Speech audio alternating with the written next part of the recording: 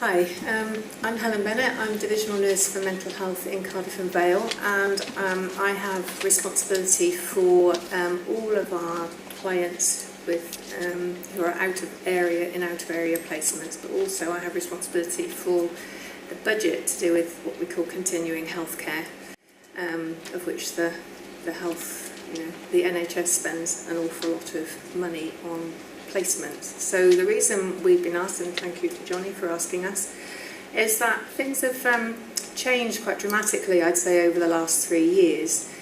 Prior to the new health board being established, all clients who needed out-of-area support in whatever placement, it was the function of the local health board, and the local health board was separate from what was the NHS Trust. So the level of responsibility that the NHS Trust took for their clients was not good. So when the health board, the local health board and the NHS Trust merged and became a university health board, and that is the same across Wales, that's happened across Wales, there was a big focus on all of these clients who actually were out of area. Because for me, we should know all of our clients, we should know them very well, and we should have full responsibility for them, and that wasn't happening. And I think that was the same across Wales. There was also a focus on obviously making sure that clients were closer to home, if they could be, so that they were near families, friends, their local neighbourhoods, rather than being placed in England, Scotland, elsewhere. So that's where the story kind of begins, because I then took on responsibility within Cardiff for all of those clients and the continuing healthcare budget. There was a database. We did have a framework agreement with different providers. So we knew where our clients were, we knew who they were, but it was about that review process, and it was about taking personal responsibility, so that community mental health teams actually took responsibility for their clients. So you can imagine it was quite a culture shift, really.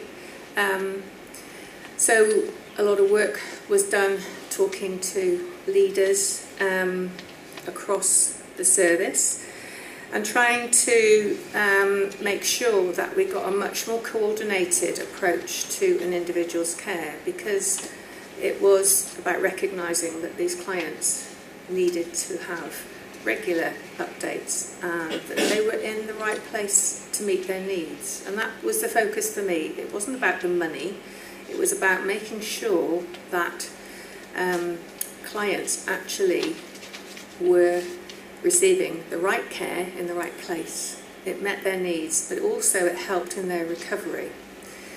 For a lot of clients, they'd been there quite a long time.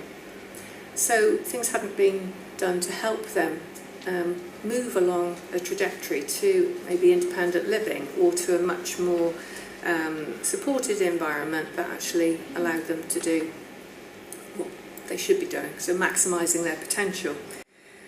So it is around focusing on the needs of individuals, it's around the quality of care that is provided for individuals, and it's making sure that we know those clients, we know what their needs are, we know what their strengths are, we know what their aspirations are for the future.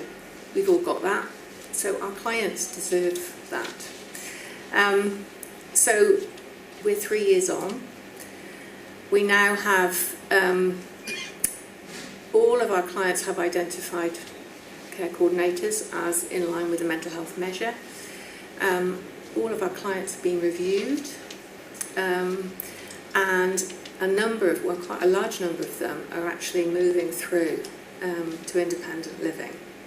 And community mental health teams are taking responsibility. It has taken a little bit of work to get them to move along to that process, but they are taking responsibility for their clients. Julia is going to talk you through the role of the Move On team, but and we've given you some charts. We didn't do a PowerPoint. We're we will go through those flow charts as to where things are for clients, and that they're very clear about the process, but also that staff are very clear about the process, because we deal with a lot of people.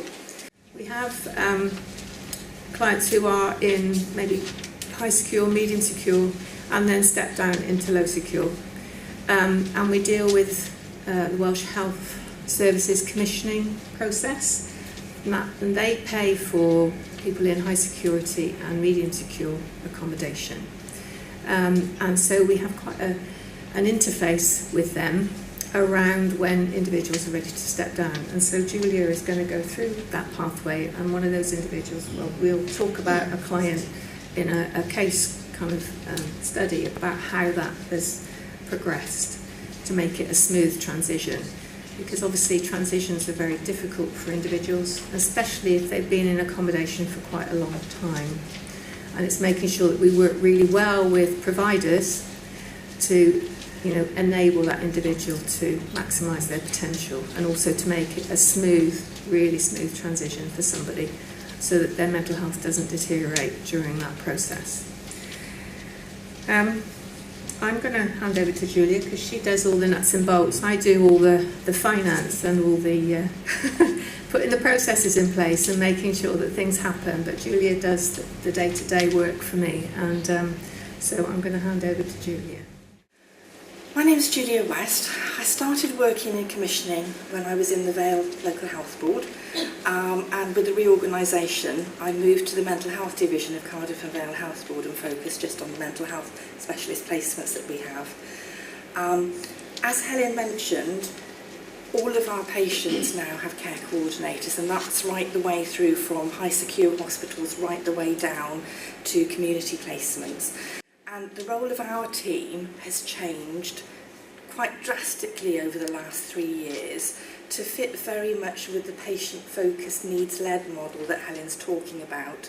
The reorganisation has almost been the driver for trying to break down the historical working in silos and looking at, that's my bit of the budget, that's my bit of the care pathway, so how do I protect that bit and make sure that that bit's working okay? The Move On team's role spans the whole of the patient journey, right the way through the whole of the process.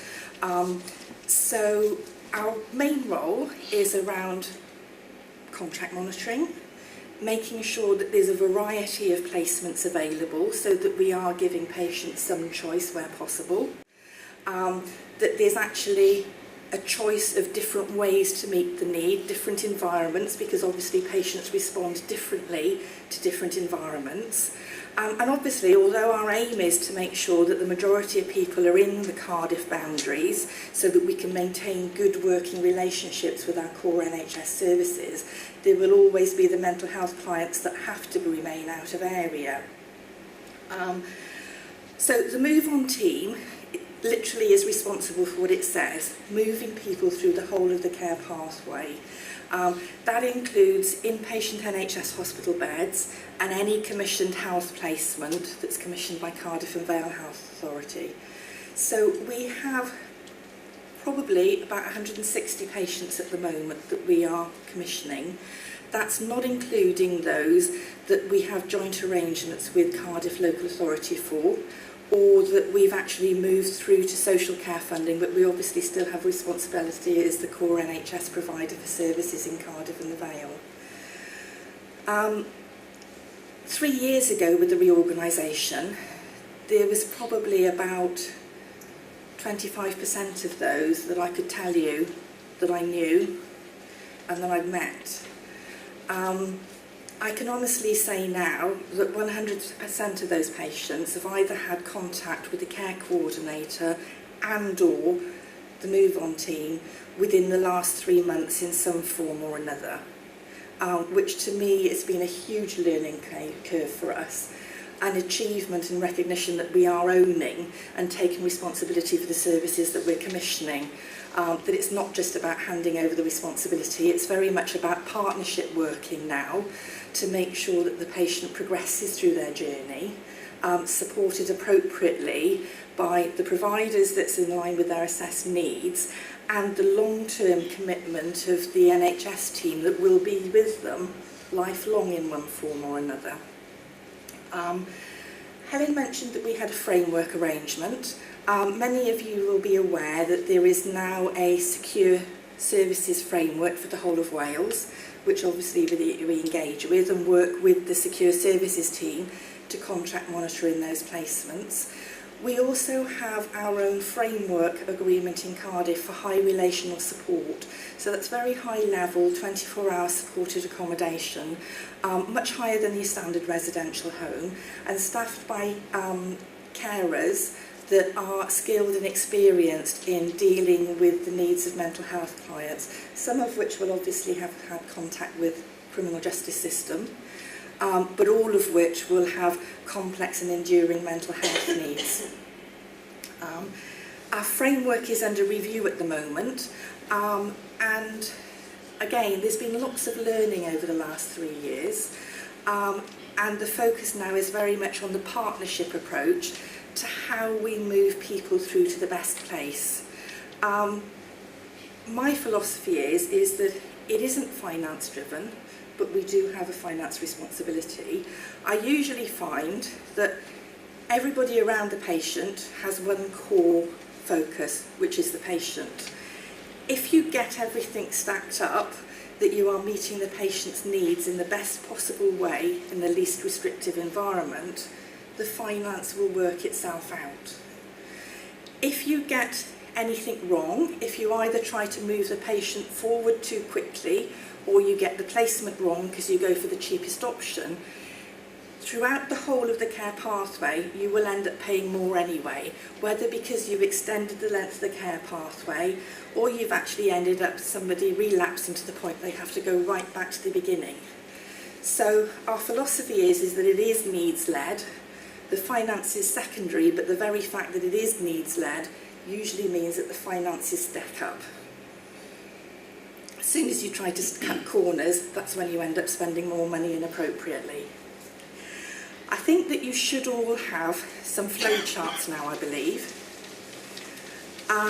As I said, our remit covers the whole of the patient care pathway. The first one I'm going to talk about is the route for health funding application within the mental health division relating to inpatient hospital settings. And that can relate to either people in commissioned secure hospital settings or within NHS inpatient provision. Everybody, I hope, will be aware that the Welsh Assembly Government drive is that we all work to predicted dates of discharge. That includes whether it's an inpatient bed or a commissioned placement. And our aim is to have a predicted length of stay or predicted step-down date for everybody, whether in hospital or in a commissioned placement. This flowchart relates to somebody coming out of a hospital setting when it's been identified that they're approaching that predicted date of discharge. Ideally, we would like discussions to start a minimum of 3 months, preferably 6 months before the point of step down, because that's usually how long it takes everything to stack up. If you progress things quicker than that, you tend to raise anxieties, transition tends to be more problematic, and you do get hiccups along the way. Because of the finances involved, we do have to have a clear audit trail. I'm sure everybody is aware of the scrutiny that all public services as well as private sectors are under so far as finance goes. And our decision support tool process is an all-Wales process for determining levels of health funding. And it is an auditable process that is needs-led driven. A lot of clinicians hold their heads when they hear about the DST because it does look like a very onerous document. It's about 70 pages long. If you become used to filling it in and you know your patients, it's not as onerous as it looks. And it does mean that at the end of the day, it provides the evidence base for making sure that we are able to commission the right placement. So, assessment of need and all risk assessments are the starting point. all NHS services have to be exhausted before we look at any independent sector provider. And one of the benefits to me about the new organisation, the University Health Board, as opposed to the separate provider purchaser model that we had before, is that it allows for innovation and looking at a patient-focused way of meeting the need. Mental health patients are extremely complex. There are some that will fit into the available providers. There are some that do not fit, even if you try and squeeze the round peg into the square hole, and you're talking about compromising the service. The processes now involve applications for funding, coming through for an audit trail to the Move On team, and then they get discussed at a weekly divisional quality assurance meeting called an escalation meeting. Around that process is involvement of several senior clinicians, including consultant psychiatrists, senior nurses, therapists occasionally, colleagues from local authority. So it isn't just a funding panel, it is about looking at whether we've looked at the best way of meeting the patient's needs. And that will include looking at, like I say, innovative ways of meeting needs. It will look at existing NHS services, seeing if rather than somebody going to a low secure option perhaps, whether there's any possibility of putting a different kind of NHS support package around somebody in a high relational supported accommodation unit, rather than them having to go to a high level of security that they actually need, because that's where the therapies are available. And previously we have been in that situation that sometimes ladies with PDs, their risks have been unable to be managed appropriately, and they've not been able to obtain the appropriate therapeutic input without that secure environment. We're now starting to look at different ways of working with the community PD service, but working very closely with providers to make sure that it's a shared risk management approach towards managing their care in the least restrictive environment. So the escalation meeting happens on a weekly basis, the aim being that there are no delays to the funding process, so that finances are never a reason for delaying transfer. Sometimes, if the audit trail isn't thoroughly there, or if there's a different NHS alternative that's identified, it will go back to the MDT for consideration as to whether there is other ways to be considered to make sure that the patient needs are met. If it's agreed that an independent sector placement is the most appropriate course, then alongside us getting ratification for the funding through our organisational continuing healthcare panel, we then go to first of all our framework providers, and if there's no suitable service available, then we'll then explore other options. Working alongside the MDT, and for me the big change over the last 3 years is the engagement of the care coordinator right the way through the process, from the discharge planning on the ward to the placement in the unit and to the first review meeting in the unit as well. So the care coordinator, although they may not have regular contact outside of that, they do have regular input at the review meetings and the discharge planning meetings. And I know that there's been several incidences where they've actually worked quite closely with patients that have been very well known to them in the community and have had difficulty establishing relationships with a new provider.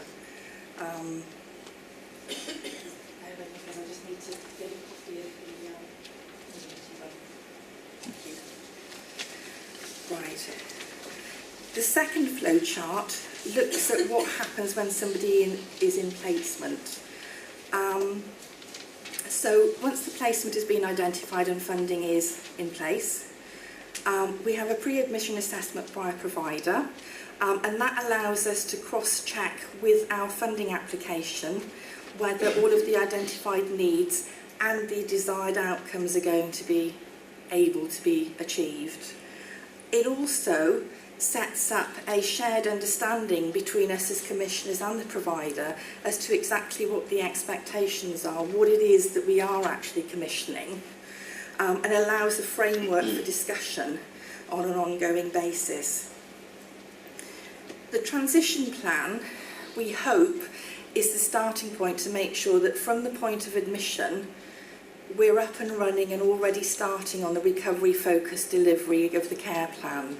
So the transition plan, as well as allowing the patient or the service user to become familiar with the environment and start building relationships, it's also an opportunity to consolidate the pre-admission assessment, make sure that the sorts of activities that are available within the community in that area and within the placement actually fit with their activity goals and their recovery model goals. Once transfer has actually happened, we aim to have a review meeting at approximately 8 weeks. The aim of that is that with all health-funded placements, we have to take it back for ratification that the placement is actually meeting the need at 12 weeks to ensure that funding continues. And it also allows us, by that time, to actually regroup with the providers and say, have things turned out the way we expected? Do you need more input from the CMHT to help smooth the transition? What is it that we need to do to work together to overcome any barriers? Information sharing is very often key to making sure that the patient gets the best possible opportunities, and even things like sharing unified assessments historically has been problematic. So the more frequent and robust engagement does allow for sharing of historical risk assessments, personal knowledge of the care coordinator who has very often dealt with this patient in isolation in the community for prolonged periods of time and has a very good working relationship. So that knowledge can be taken forward rather than just being kept back in the community mental health team. We aim to try to get discussion about care pathway and focus of length of stay right from that first review meeting.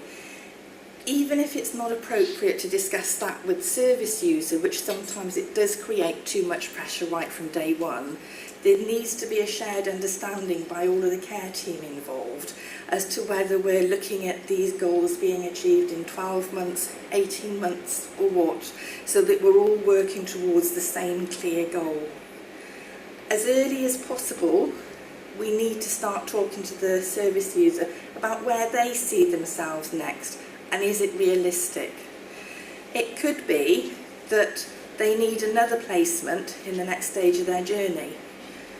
It could be that they're looking at housing, but very often if somebody's been institutionalised for 10, 15 years, sometimes longer if they've come right the way through the system, their idea of what is available for housing in what areas does not fit with what is out there. Their ideas of budgeting are usually very warped.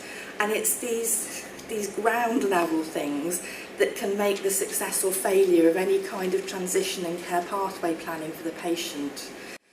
We've been successful engaging with partner agencies in recent months and working with housing as well as local authority very closely to look at how we can change our discharge planning and how we can engage particularly housing much earlier. We've appointed a new team member to our team in recognition of the difficulty that housing sometimes causes. The plan is now that we will have a housing office to act as a key link with our local housing departments, so that even 6 months before somebody is approaching step down, we can already be looking at not only applications but realistic discussions with the service user, with the right agencies, and also realistic discussions with the agencies, making sure that people aren't put in the areas or the accommodation that is setting them up to fail after a lot of hard work throughout their care pathway planning. That will allow us to work with agencies to identify what the needs are locally, to look at service planning, to start identifying what levels of supporting housing stock are needed, to work with housing to see if there's any voids available in the local housing. Does that allow us to look at a different model of care? Does it allow us to put services into a vacant house rather than actually being frustrated that there isn't a service out there that fits the actual care that we need? So partnership approach is the key to progressing the care pathway right the way through. As providers, obviously, it's not the NHS doing too, it's everybody around the patient working together, and communication is key, making sure that we have the right information, that we have regular information, right from when we're looking for a placement. Do we have communication about where the vacancies are so that we can start looking and saying, well, actually, that unit's got 2 people stepping down in the next 3 months. We've got 2 people coming out of low secure. Providers don't want voids. We want the right patient in the right placement. The same right the way through the care pathway. If everybody's agreed and signed up to where we're looking for step down at what stage, with an overview that the move on team has as where the vacancies are, we should be able to make sure that the whole pathway goes smoothly and that the right information is provided to the right member of the MDT, whether it's the provider, whether it's the community mental health team, whether it's the housing officer. We provide the overview and the links for good communication. So, and I think that's it from my point of view at the moment. Thank you very much. Could we show our appreciation, please?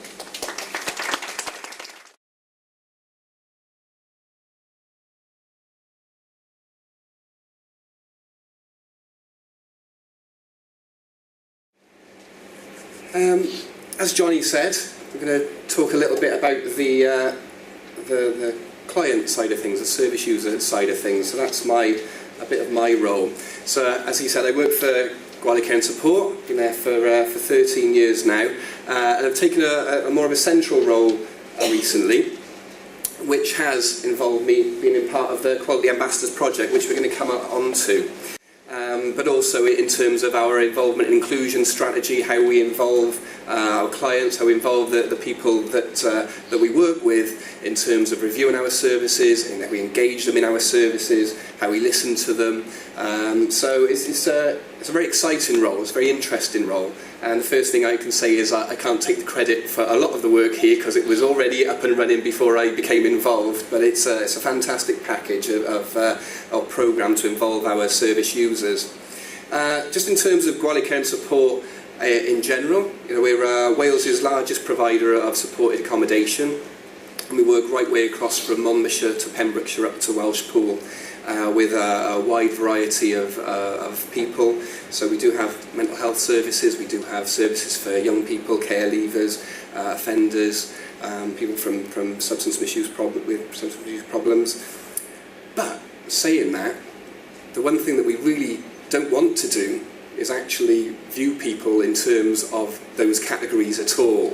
And over the last year, 18 months, we've been reviewing our approach to working with people. And yes, we do have projects and we call them mental health projects, but what we really want to do is see the person first.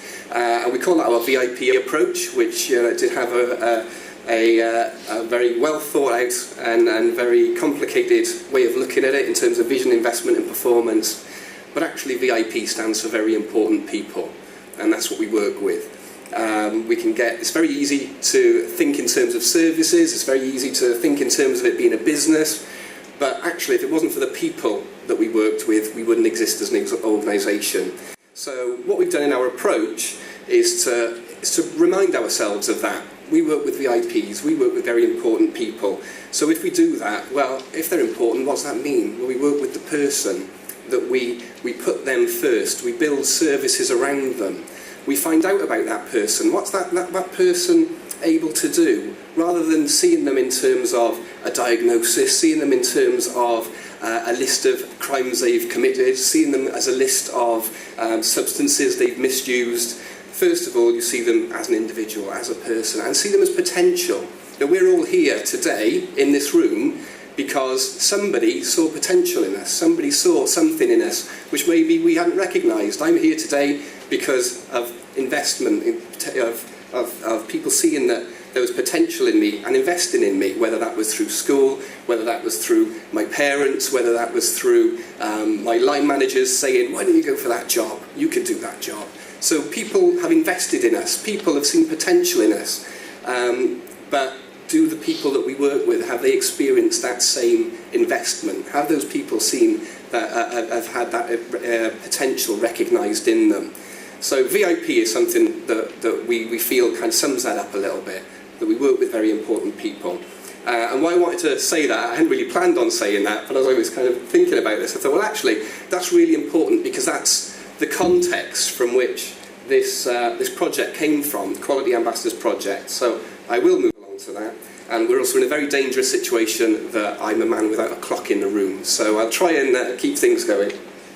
I'll remind you. You'll remind me. There's a rubber band you can flick at me if I go on for too long. But the Quality Ambassadors Project started 3 years ago, as I said, before I was actually involved.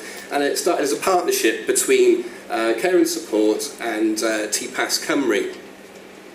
And at that time we were looking at, how can we hear from the people that we work with? How can we consult them on our services? How can we get that feedback that we don't get at the moment? So yes, we did quality assurance audits. I would go out in my suit and talk to people about their services and what it meant to them.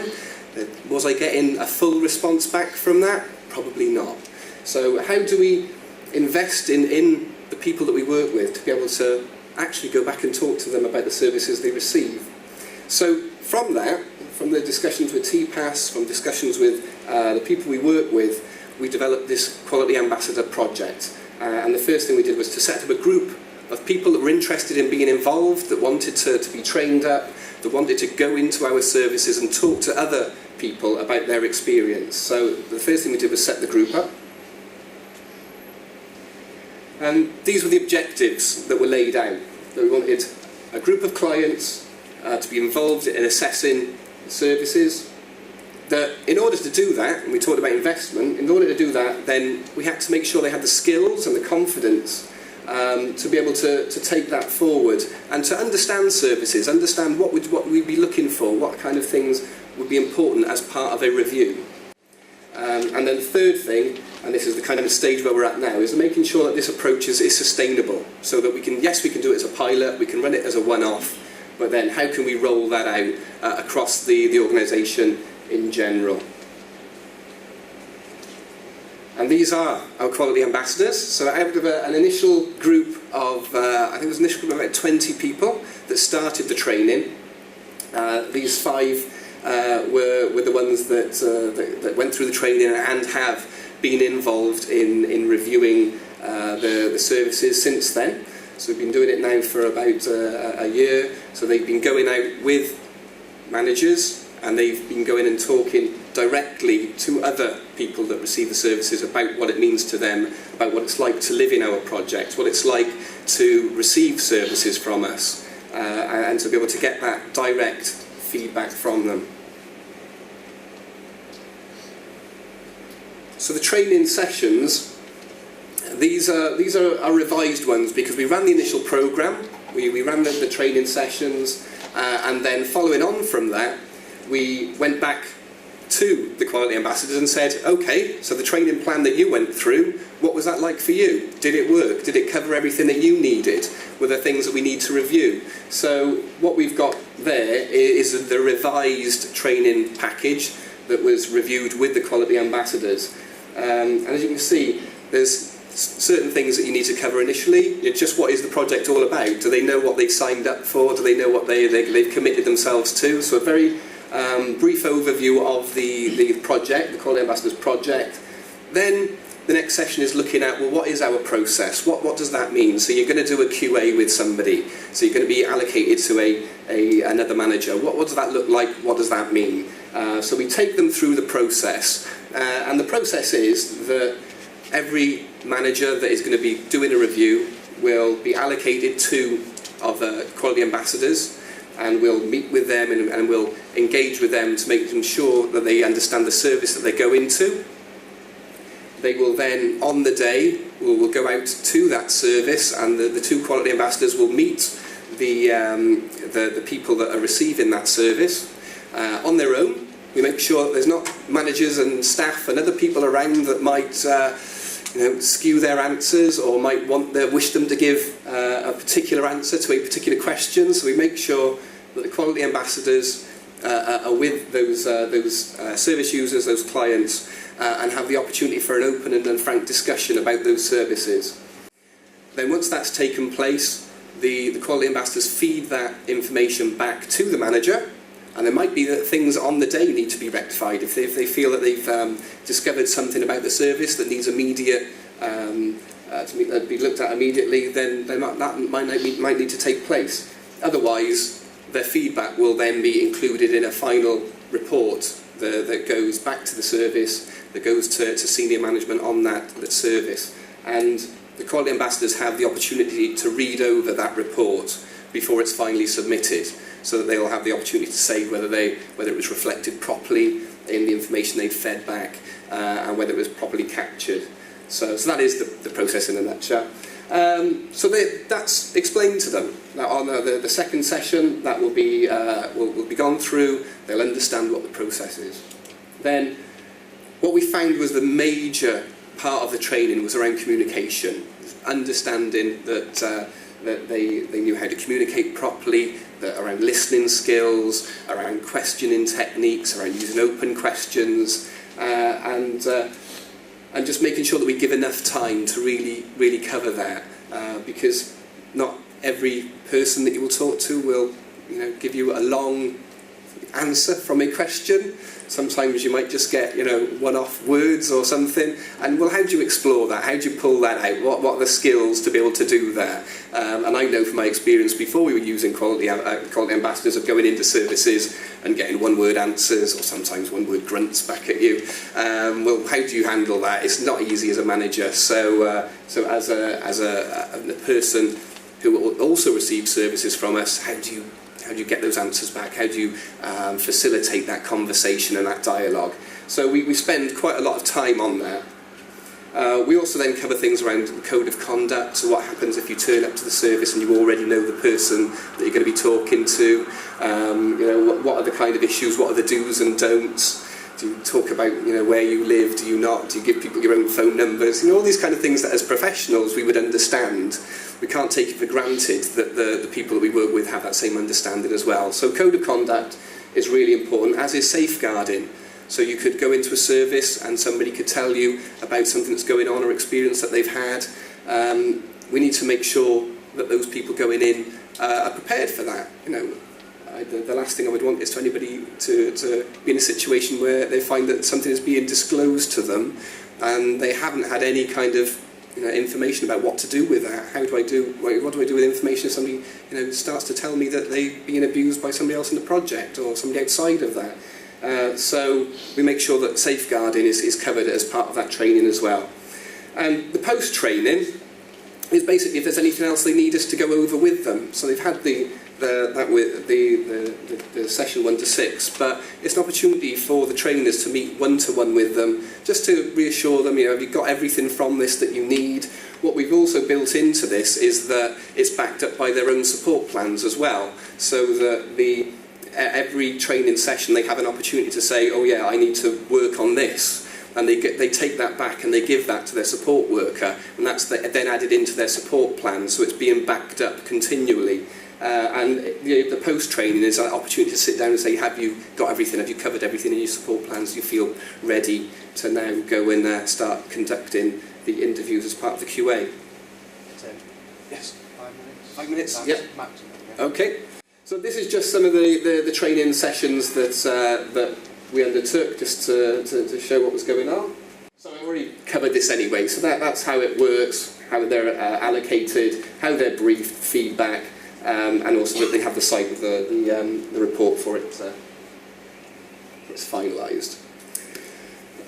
What we found, a bit of a side effect really, of having done the training with people, having given them skills, confidence especially, we actually found, well, you know what, now we've got this resource on hand, we can use them in lots of different ways. And what you find is they're really keen to do that as well.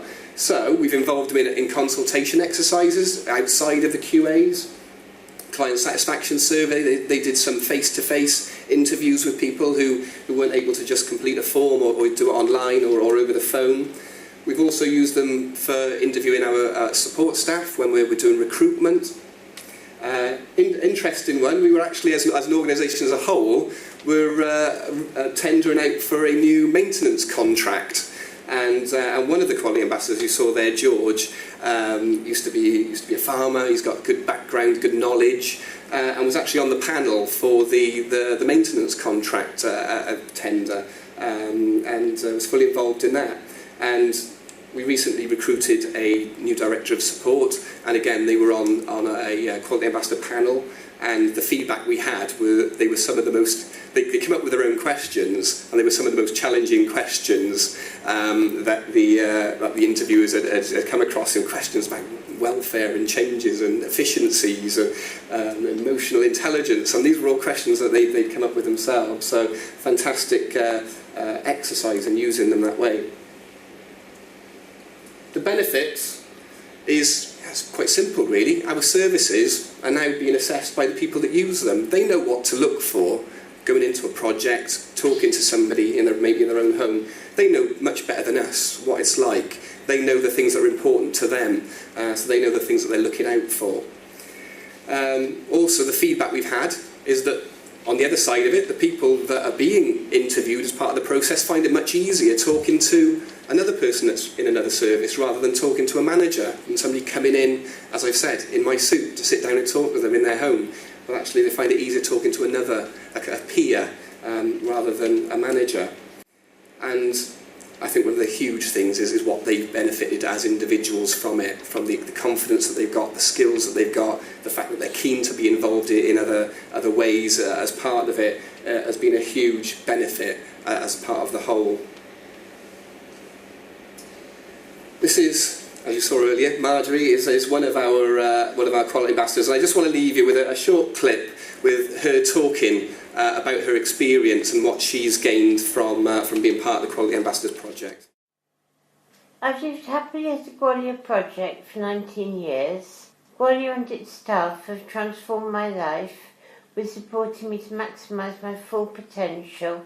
I used to suffer with low self-esteem and depression, but feel that this is all in the past, and by being part of the Quality Ambassadors programme, I've grown as a person.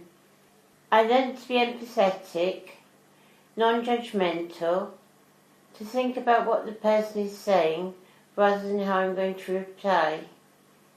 The importance of good listening skills, to listen as well as to talk, to look but not to stare, and understanding people's body language.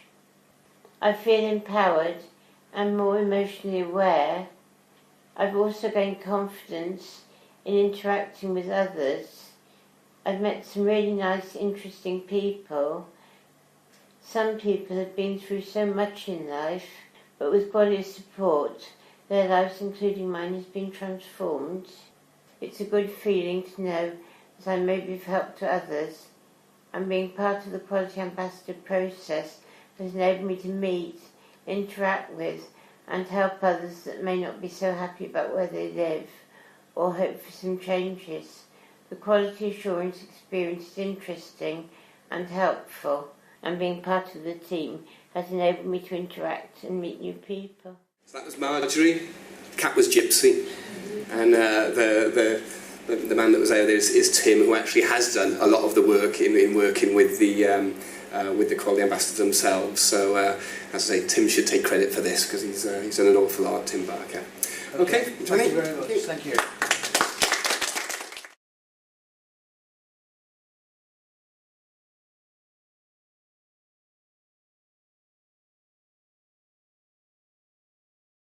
We're going to look at accommodation in its broadest sense, particularly around care and treatment plans and its central focus in supporting people with severe and enduring mental health problems. Just need to acknowledge some colleagues who have been involved in the wider project. I myself am lead psychologist for ABMU's Rehab, Recovery and Low Secure Services. But colleagues here have also been involved in this project and a number of others that aren't the focus of today.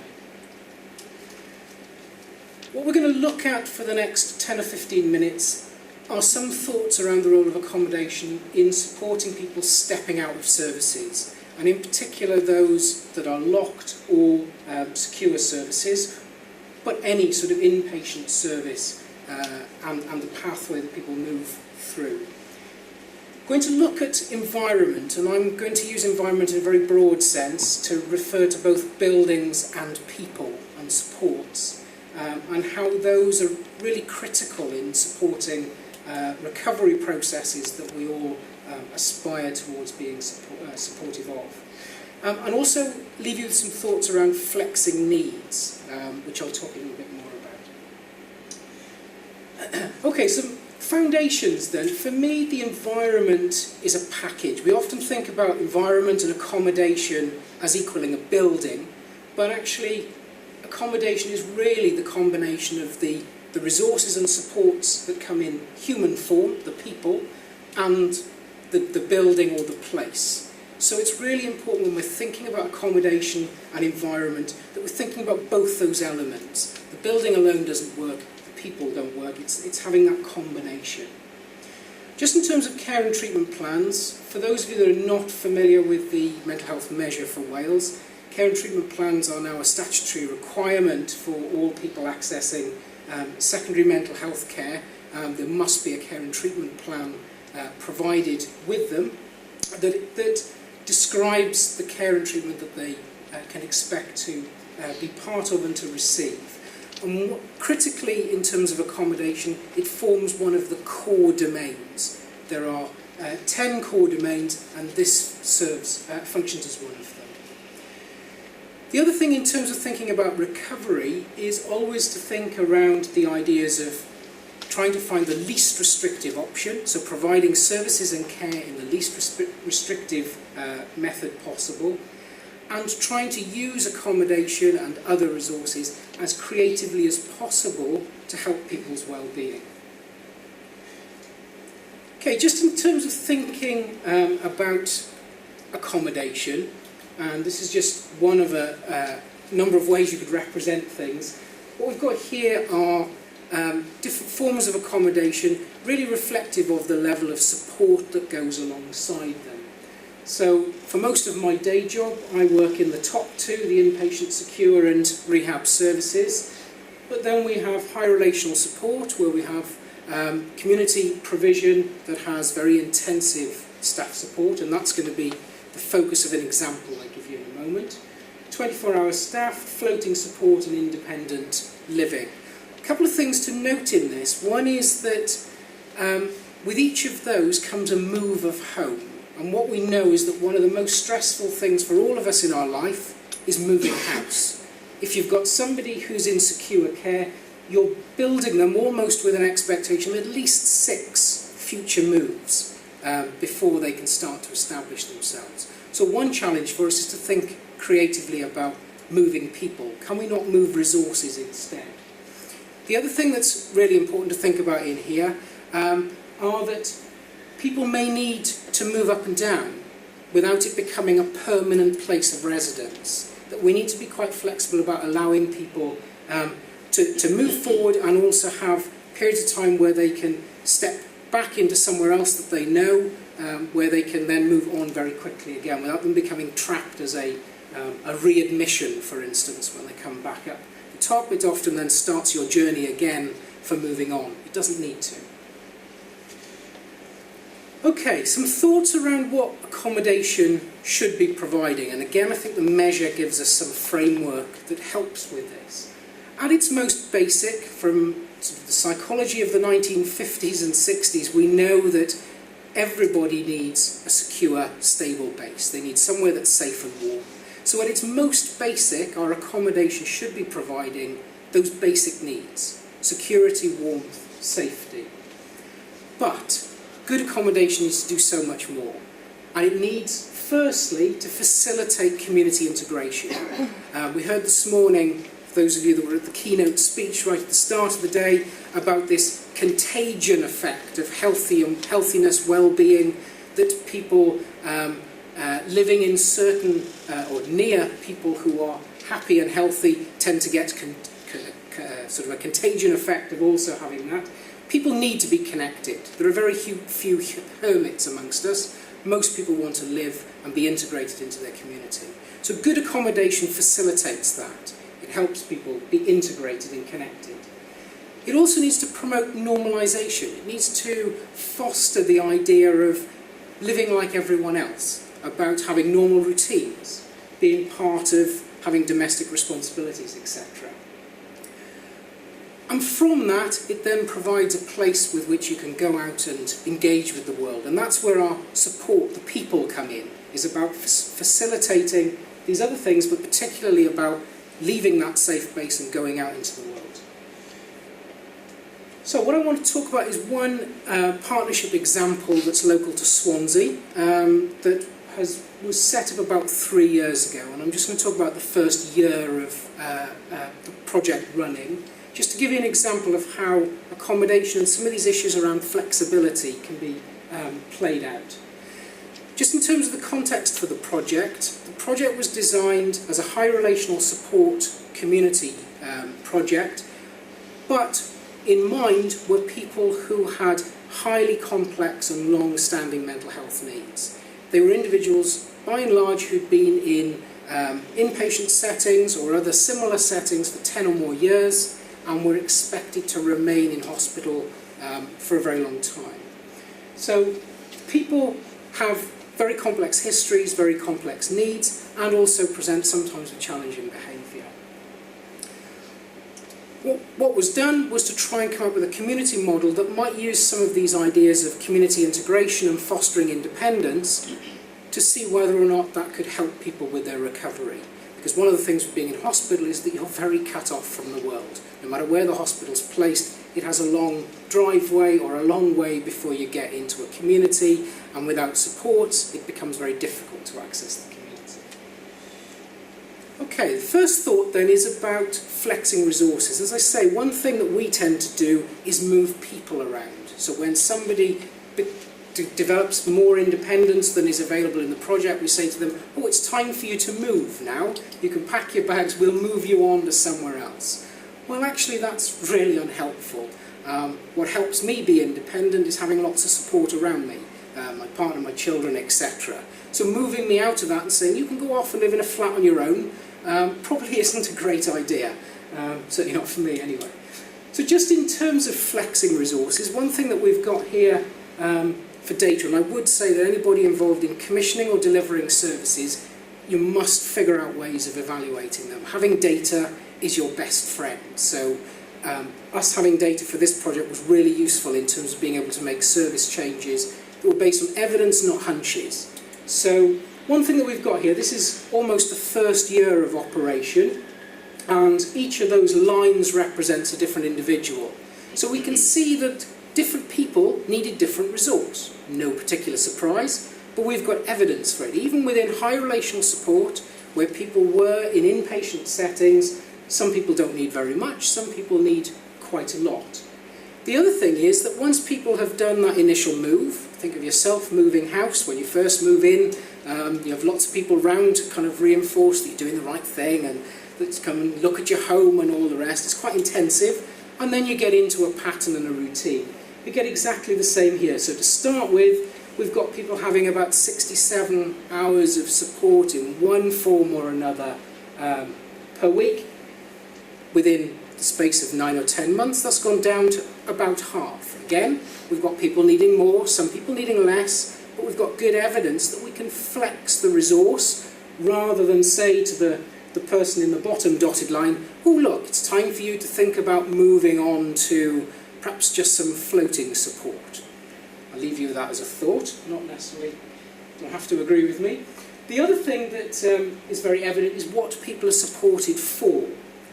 And the vast majority of support is around promoting and maintaining well-being. It's helping people achieve this idea of being integrated in the community, being part of their surroundings, accessing everyday things, like the leisure centre that we're in today, using resources that are there for everyone. And what's evident is that within the support that people are getting, a large component of their support is about support to access the real world and be outside the home and to be managing their own well-being, rather than everyday tasks around personal affairs and things.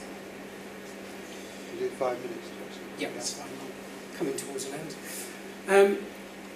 Some important things as part of evaluating projects.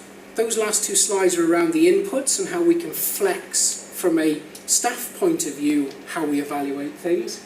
But it's also important, as we've just heard, to get user voices about what's it like. And that's no mean feat. It's very difficult to get subjective views and accounts of what's been the impact of moving. But here are some of the things that were quite evident. For all of the clients, there was either a stability or an improvement in both their health and their well-being. So despite the fact that these are individuals who I say could well have been receiving care within inpatient hospital settings for a long time, they were doing okay. And in fact, for a lot of them, they were improving. They were feeling better, more confident, having higher self-esteem, as well as aspects of their health being improved. They all felt safe. Remember, the basic first point was about we need to be able to provide somewhere that's safe, warm, secure. That was reflected in all the comments from the service users. And people were exercising choice. Lots of the people when they left hospital were identified as having poor decision-making skills, problems with complex tasks, etc. They were all exercising choice to some degree or another, some in very complex ways about putting together very complex programs of activity and engagement during the week. Surprisingly, people had more family contact. This wasn't something that we were expecting to see, but family contact improved, as did social integration, which was something that we were focused on. And formal OT assessment showed that across every individual there were notable gains in a tool called MOHOST, which is an activity and occupational functioning assessment, and some individuals quite dramatically so. So, some final thoughts to leave you to have over your lunch. Accommodation, we need this range, we need this spread, but particularly when we're thinking about out-of-hospital accommodation, we need to think about how flexible can the accommodation be versus how flexible can we be to sort of maximise people not having to constantly move. What we do know, though, is that accommodation availability and suitability varies by area, and it's well beyond me to work out solutions to that, but that is a real challenge, I think, for us, is to find suitable accommodation that can be used. What's evident, though, is that accommodation well placed and with that broadest sense of being both a place and the people really can help promote growth, recovery and independence. Here's one little example of partnership working. I think there's lots of opportunities for health, third sector, other agencies to get together and solve what are very expensive problems, but with very creative, say, problems in terms of where do we place people. Accommodation is a very expensive option, but we can do that really effectively. We can really help people maximise their abilities. We also need to think about how we embed evaluation, because one thing that's really striking is that something that I hadn't realised when we embarked on this project and we put together some very simple evaluation is that when you look elsewhere, there isn't much evaluation. So I would, as I say, right at the start, embed evaluation in some way, because your data really does become your platform from which you can say, not only is this needed, not only do we think it's a good idea, but actually it does work. Okay, thank you very much. Enjoy your lunches.